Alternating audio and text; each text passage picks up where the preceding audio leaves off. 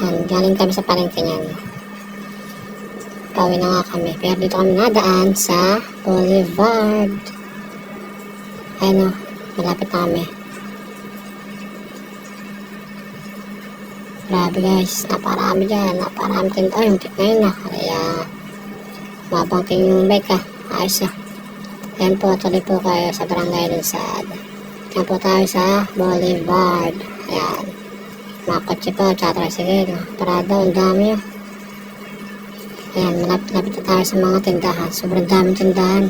Kasi parang ano, parang kumpara kay Diwata para sa Overload. Grabe, ang daming tao. Parang ganun. Pero iba't ibang klaseng matindahan yan. Sobrang dami na yan. Walang napahinto at maraming mga dumadaan. Kaya dyan ko lang pinokus yung camera sa mga tindahan.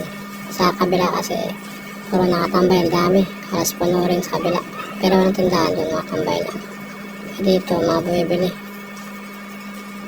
Pagka tayo ay kapera, kaya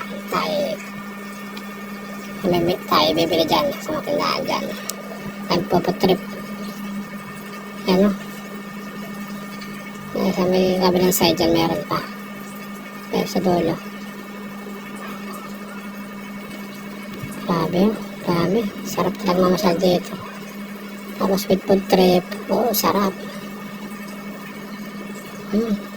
Daming tawa. Akala mo ano eh. Peste eh. Pero dito lang yan sa Boulevard, sa Lunsad. Yan. Diba?